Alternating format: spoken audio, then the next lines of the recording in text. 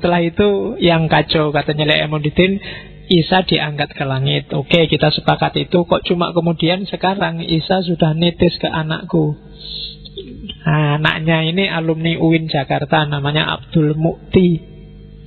Nah, bagi Le'emonidin, dia ini reinkarnasinya Isa. Sementara dia sendiri ngaku dia adalah reinkarnasinya Jibril. Nah, oke, yo rapopo lah, sing waras ngalah kan kalau sudah kayak gitu. Nah kok kamu marah-marah berarti kamu ikut ndak waras. Ben wae. Oke, nah ada versi lain. Saya mau nyari versi-versi yang sesat-sesat. Ada lagi versi Ahmadiyah. Kalau versi Ahmadiyah sebenarnya Isa ini tidak mati, Yesus itu tidak mati. Jadi dia memang disiksa luar biasa, dipaku tangannya, dipaku kakinya. Sampai maghrib, sore dia dianggap sudah mati sama orang-orang, termasuk yang nyiksa dia. Kan nggak ada cerita Yesus dipenggal apa Yesus dibunuh. Nah katanya orang Ahmadiyah, sebenarnya dia itu belum mati, cuma dianggap mati. Dianggap mati, dibungkus kain kafan, terus dikubur. Nah, terus sama murid-muridnya yang ngerti bahwa Yesus belum mati, dia diselamatkan, dikeluarkan dari kafannya, terus diajak lari ke Kashmir, India. Nah, di India itulah nanti dia dakwah berpuluh tahun terus meninggal. Buktinya katanya orang-orang Ahmadiyah, ada makam yang disebut makamnya Isa, dan juga ada cerita Raja India, saya lupa namanya, yang sempat ketemu dan berdialog, dan Yesus dakwah di sana. Dan juga ada kasus ditemukannya kain kafan yang semula dipakai untuk membungkus Yesus. Namanya kain kafan Turin, karena ketemunya di Turin, Itali. Yang di kafan itu ada gambar wajahnya Yesus, wajahnya Isa. Nah itu kalian carilah di blog-blog yang kontroversial, itu banyak cerita tentang kain kafannya Yesus. Kalau versinya orang Kristen sendiri, yo yang disalib dan terbunuh itu Isa. Tapi 40 hari setelah itu, 3 hari setelah itu bangkit, 40 hari setelah itu naik ke langit. Bangkitan Isa Al-Masih. Jadi itu ceritanya Isa. Kalau pakai hadis, wajahnya Isa itu kulitnya putih kemerah-merahan. Cari di hadis-hadis Isra Mi'raj itu kan Nabi ketemu Nabi Isa di, saya lupa langit keberapa itu. Kalau gambarannya Nabi Isa itu kulitnya kemerah-merahan, memang putih kemerah-merahan, ganteng luar biasa, rambutnya lurus sebahu, terus dibelah tengah. Ngerti ya? Di belah tengah kayak Rano Karno zaman dulu. Jadi yang kayak bokong itu loh, dipecah dua sama rata. Iya. Ya kalau lo zaman saya Alia dulu, kalau ada temen rambutnya dianu kan, wah rambutnya gaya bokong. Jadi terus wajahnya wajah yang sangat teduh, gimana ya, susah menggambarkan. Di beberapa cerita digambarkan bahkan seolah-olah orang melihat tetesan air di wajahnya. Itu sebenarnya sebuah metafor untuk menunjukkan wajahnya sangat teduh, murah senyum. Itu sosoknya Isa yang cerita Kanjeng Nabi sendiri waktu dia ketemu di Isra Mi'raj. Oke, bismillah kita mulai. Ceritanya panjang kalau tokoh-tokoh langit, karena kamu jarang dapat informasi kayak Zarathustra kemarin. Dan jangan salah, ketika Isa lahir, yang melihat bintang terang pertama tentang kelahiran Isa, kemudian datang ke tempat Isa lahir yang disebut di kandang apa itu orang-orang Majusi yang pertama ketemu, yang pertama menengok. Jadi masih ada sambungannya sama minggu lalu ketika kita ngomong Zarathustra. Oke, bismillah. Ini nanti slide-nya saya bikin gundulan Gundulan dalam arti mungkin itu ada di Perjanjian Baru yang mana, ada di yang mana, cuma tak buang semua labelnya. Karena kayak tadi, kita tidak akan sibuk dengan bungkus, kita akan sibuk dengan isinya saja. Karena biasanya psikologis, kalau tak kasih dalam tanda kurung Markus pasal ke-7 ayat ketiga, itu kamu sudah males duluan. Biasanya kalau ada kata-kata Markus, kata-kata Lukas, itu kan kamu males duluan. Dan itu psikologis. Makanya bajunya tak buang semua, biar terasa hikmahnya. Yang tertarik, ingin serius, ya kamu belajar sendiri, kajilah sendiri. Sejauh mana dari mungkin Perjanjian Baru atau Perjanjian Lama. Jadi baju itu penting, tapi sepenting-pentingnya baju, lebih penting isinya. Bungkus itu penting, tapi setinggi apapun levelnya bungkus, itu lebih penting isinya. Yo, sama-sama penting, tapi derajatnya beda. Sebagus apapun bajumu, kalau isinya jelek ya, isinya tidak cakep ya, eman-eman kan gitu. Jadi makanya saya tadi bilang jangan undur mankola. Mankola itu bungkus, perhatikan makola.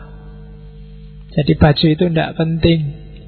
Karena ada cerita seorang sufi, namanya, malah cerita tidak apa-apa lah. Ada sufi namanya Sayyar bin Dinar. Jadi dia ini sufi, gelarnya bin Dinar. Mungkin masih ada genealogi sama Malik bin Dinar. Tapi memang dia kaya. Sufi kaya raya, muridnya banyak. Sufi itu kan biasanya pakai baju jelek, qanaah, zuhud. Tapi kalau Sayyar bin Dinar, dia selalu pakai baju wow, baju luar biasa indah, luar biasa bagus. Padahal muridnya bajunya jelek-jelek. Suatu ketika ada yang mencela, ada yang ngeritik dia, sampean ini gimana? Katanya sufi bajunya kayak gitu. Jangan-jangan bohong aja, sampean itu cuma acting aja. Selama ini sampean gak anu duluan. Katanya saya pindah. Nah itulah yang tak cari. Lecehkanlah aku, anggap aja aku itu sufi palsu, sufi rendah, orang gak ada harganya. Dan itulah yang tak cari selama ini. Kalau aku pakai baju jelek, pakai wool, pakai yang jelek-jelek itu kan kamu nganggap, wah ini sufi beneran, sufi luar biasa. Karena itulah aku pakai baju yang kayak gini, biar kamu anggap, wah ini sufi apa. Biar aku tidak jadi sombong. Jadi tidak sombongku itu justru kalau pakai baju bagus kayak gini. Jadi nggak harus baju jelek. Ya itu namanya casing kan tadi, bungkus. Bungkus itu tidak penting. Sayyar bin Dinar, sebenarnya itu makomnya sudah tinggi. Cuma ada yang lebih tinggi dari itu.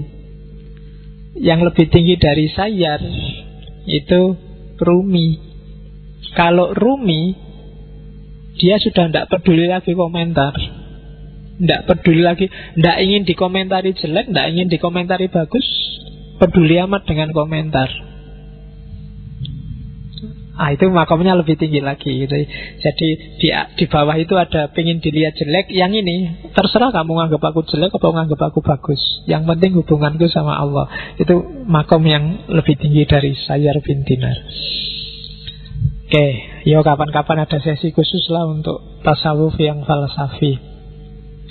Bismillah, kita mulai Isya ya. Sebenarnya slide-nya banyak dan panjang. Sekarang ngaji sebentar. Sekali-sekali ngaji beneran, judulnya ngaji ya.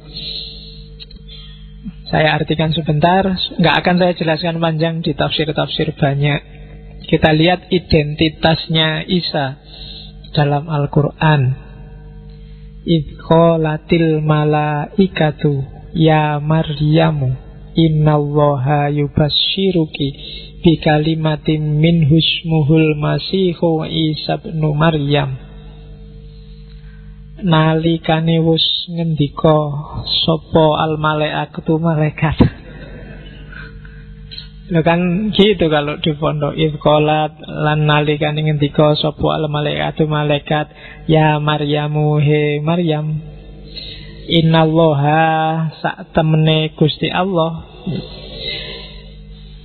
Khobari inna iku yubatsiruki. Saya kapan-kapan ngaji gitu. Sudah lama saya tidak ngaji model pesantren.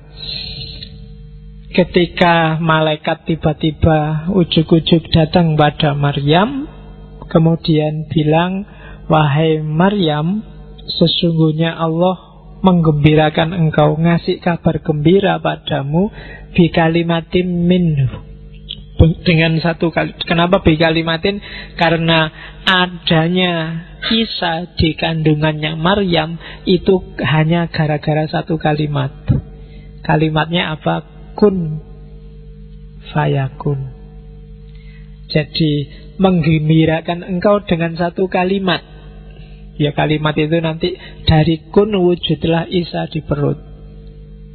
Kalau manusia bikin anak kan gak bisa cuma kun, harus prosesnya panjang dan ya.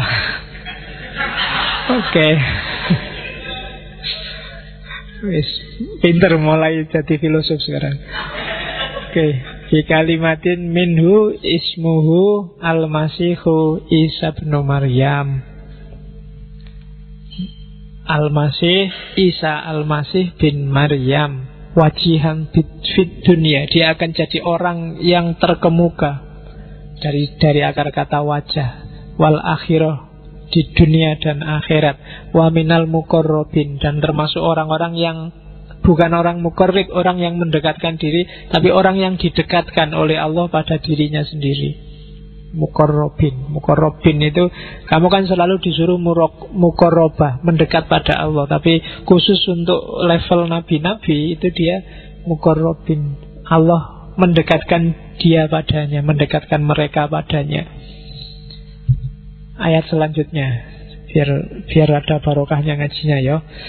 Wa yukallimun nasa fil mahdi wa kahla wa minas sholihin. Dan dia bisa ngomong dengan orang lain, ngomong dengan manusia fil mahdi, baik sekarang ketika masih di buaya, ketika masih dalam buayan, maupun wakahla, maupun sudah dewasa, wa minas sholihin, dan termasuk orang-orang yang soleh. Jadi sudah dikasih tahu duluan, jangan khawatir, besok dia sejak bayi sudah bisa ngomong dan akan jadi orang soleh. Wa qalat rabbi anna yakunu li waladun walam yamsasni bashar.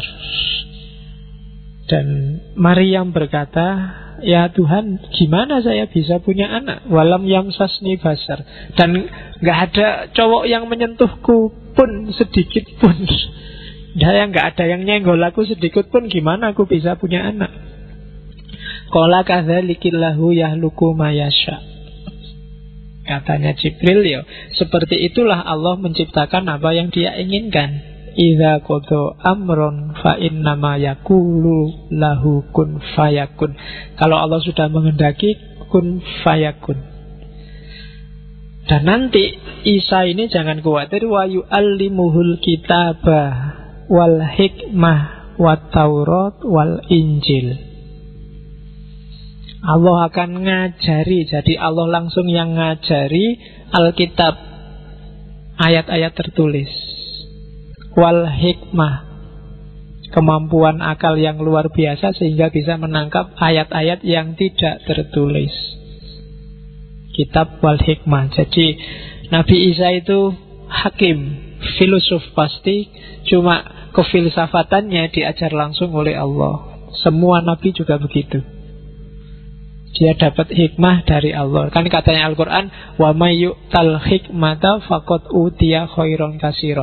Siapapun yang dikasih hikmah oleh Allah, dia dapat hikmah yang banyak, dia dapat kebaikan yang sangat banyak. Cuma karena kita bukan nabi, maka kita belajar filsafat sendiri, belajar hikmah sendiri. Kita ngambil dikit-dikit satu-satu hikmah yang mampu kita raih. Oleh Allah dikasih alat akal. Wa Taurat wal Injil. Oke. Ini ayat ngomong tentang mukjizat-mukjizatnya. Wa rasulan ila bani Israila. Kemudian dia akan bilang, anni qad ji'tukum bi ayatin mir rabbikum. Ini buktinya, karena orang Bani Israel itu ngeyel, oleh Allah dibekali beberapa mukjizat. Yang pertama, Ani ahluku lakum minat-tini kahayati toiri fa'anfuhu fihi fayakunu toiron biidznillah. Jadi aku akan menciptakan bagi kalian tanah yang dibentuk kahayati toiri, seperti bentuknya burung. Fa'anfuhu fihi, terus tak tiup tanah itu, fayakunu toiron biidznillah. Jadi di antara mukjizatnya Nabi Isa itu, dia ngambil tanah lempung, dibentuk-bentuk kayak burung, terus ditiup, jadi burung beneran. Bukan jadi Corbuzier. Itu asli mainnya, tidak ada tipuan, langsung dari Allah. Itu untuk bikin Bani Israel yakin. Jadi bisa menghidupkan burung. Apa enak bahasamu? Karena menghidupkan burung konotasimu beda. Bisa membikin burung hidup, podo ae ya. Yalah, pokoknya bisa bikin burung. Nah, intinya gitu. Biiznillah, semua dengan izin Allah. Oke, wa ubriul akmaha wal abroso, dan menyembuhkan orang sakit jiwa, sakit gila dan sakit lepra. Stres. Jadi Nabi Musa bisa menyembuhkan orang stres, orang sakit jiwa, dan orang lepra. Zaman itu lepra itu wabah yang tidak tersembuhkan, bisa disembuhkan oleh Nabi Isa. Dan yang dahsyat adalah wa uhyil mauta. Banyak sekali cerita-cerita ketika Nabi Isa menghidupkan orang mati. Semuanya biidznillah.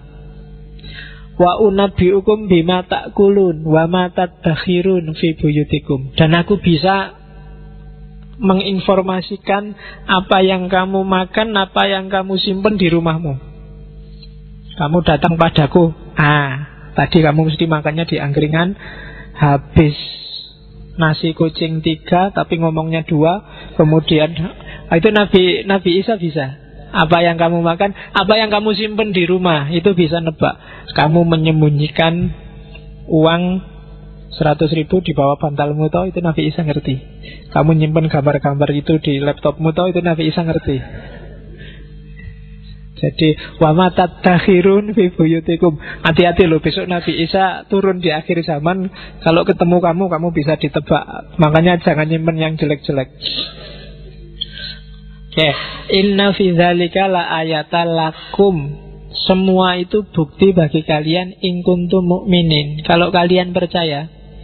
Semua yang disebut di atas tadi kan gak masuk akal semua. Maka percaya atau tidak percaya. Kalau kamu beriman pasti percaya. Bahkan kalau kamu beriman, kamu tidak butuh bukti-bukti itu. Oke, terus wa musaddiqon lima baina yadayya minat Taurat. Jadi Nabi Isa tidak membawa syariat baru, dia membenarkan Taurat yang sudah ada sebelumnya, sambil melakukan revisi beberapa. Wali ukhilalakum ba'dalladzi hurrima alaikum. Ada beberapa yang sudah diselewengkan, yang harusnya halal diharamkan, itu diluruskan. Harusnya mungkin masih lurus, kamu anggap sesat. Harusnya masih baik, kamu anggap jelek, itu diluruskan oleh Nabi Isa. Wajitukum bi ayah mir rabbikum fattaqullaha wa atiun. Innallaha rabbi wa rabbukum. Ini sebenarnya menegaskan bahwa bukan aku loh Tuhannya, aku ini cuma utusan Tuhan. Wa hadza siratum mustaqim. Nanti di surat Maryam atau surat As-Saff itu Allah melakukan drama. Dia bertanya pada Nabi Isa, wahai Isa, apa kamu dulu di dunia bilang bahwa Tuhannya kamu? Kan terus Nabi Isa bilang, tidak ya Allah. Seandainya aku ngomong, panjenengan kan juga sudah ngerti, tidak perlu tanya saya. Oke, ini yang tentang Hawariyun. Falamma akhassa Isa minhumul kufro qala man ansori ilallah. Setelah Isa merasa dakwahnya kok tidak terlalu sukses ya, banyak yang masih kufur. Terus Isa bilang, man ansori ilallah, siapa yang mau nolong saya? ilallah, berhadapan dengan Allah. Qolal hawariyuna nahnu ansarullah. Tadi 12 sahabat tadi yang disebut hawariyun bilang, kita lah yang akan nolong. Amanna billah, kita beriman pada Allah. Washhad, dan bersaksilah, dan saksikanlah bi anna muslimun. Kalau hari ini ada da'i yang bilang ishadu bi anna muslimun, itu kalau bagian dari ayat ini sebenarnya itu niru-niru orang Hawariyun, anak buahnya Nabi Isa.